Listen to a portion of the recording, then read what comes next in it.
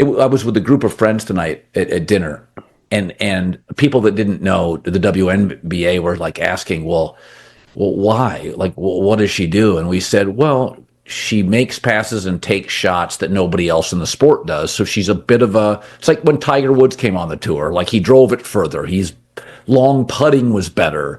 He looked like a football player in the red shirts. Like he just was different than every other golfer you grew up with. And people like unique and different. A finance professor's recent analysis highlights Caitlin Clark's extraordinary economic impact on the WNBA. In her debut season, she generated 26.5% of the league's total economic activity, and she did this while playing for the league's poorest performing team. Her 8-year, $128 million Nike contract underscores her appeal beyond basketball. The numbers speak volumes.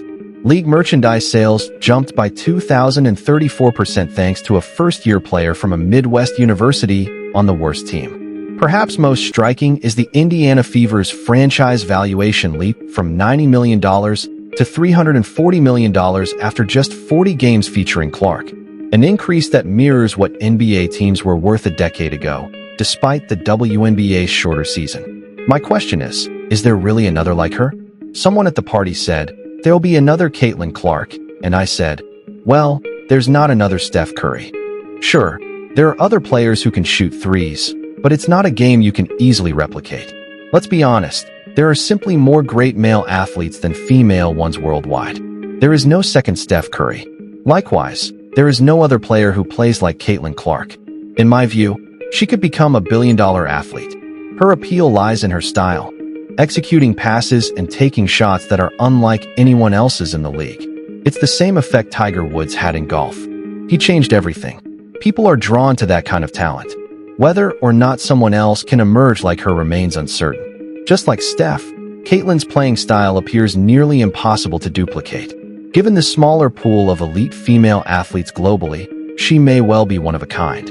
She's a different kind of player who brings a Steph Curry-like effect to the WNBA. It's really simple. If you can shoot like Steph and stay in motion, constantly running around, it forces defenses to overreact. We see it constantly with Caitlin.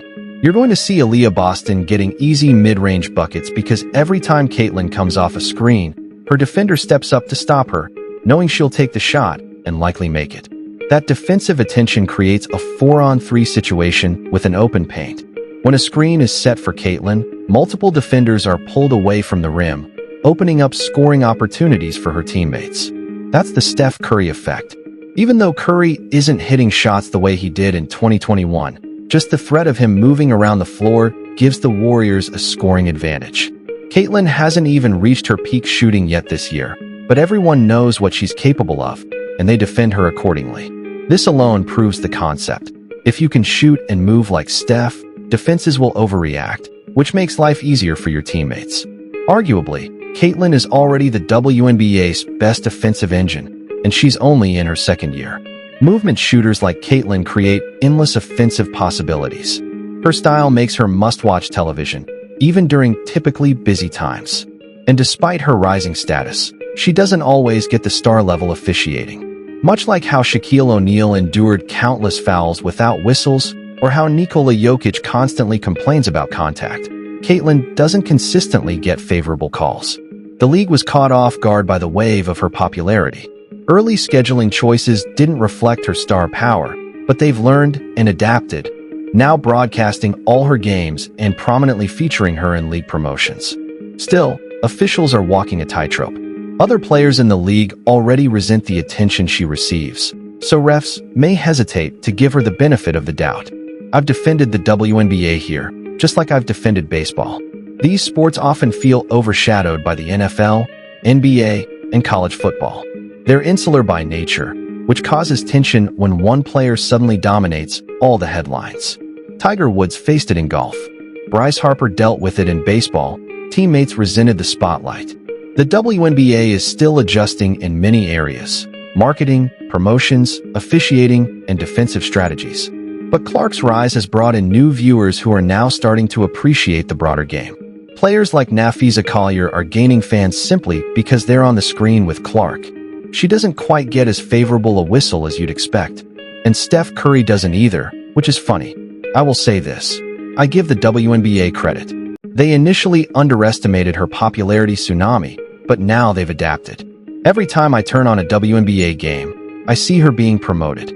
It's smart marketing. The best way to promote other players is to feature them against Caitlin, because people will tune in regardless.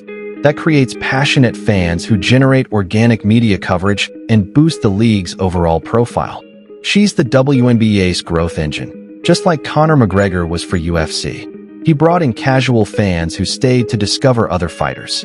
That's basic marketing. Use your star to lift the whole brand. Women's basketball quality has dramatically improved over the years. Generations of girls now grow up with encouragement, better nutrition, advanced training, and real financial support. But transformative stars are still essential. Just like Magic Johnson and Larry Bird rescued a struggling NBA, Caitlin Clark is that figure for the WNBA. Officials are learning how to manage her presence. They don't want to give her too many calls because, again, other players resent her. And it's not just a matter of officiating. This tension exists across marketing too. A former Nike marketing executive with 15 years of experience, Jordan Rogers, publicly criticized Nike for mishandling Clark's endorsement. Since 2021, Nike stock has fallen nearly 60%, leaving stock options virtually worthless for executives. This financial slide coincides with their conservative approach toward basketball's most electrifying talent since Michael Jordan, Caitlin Clark. Rogers believes Nike completely screwed up her rollout. He spoke out about it, and it's the first topic I wanted to address live. Nike absolutely screwed Caitlin Clark. Google Trend data backs this up. Clark dominates search interest in women's basketball. Only Angel Reese comes close, and only during periods of controversy. This data proves Caitlin's position as the sport's central figure. Meanwhile, other athletes like Paige Bueckers already have signature logos and merchandise despite generating far less public interest. Many athletes received fully developed marketing campaigns, but Caitlin didn't. She eventually signed with Reebok instead.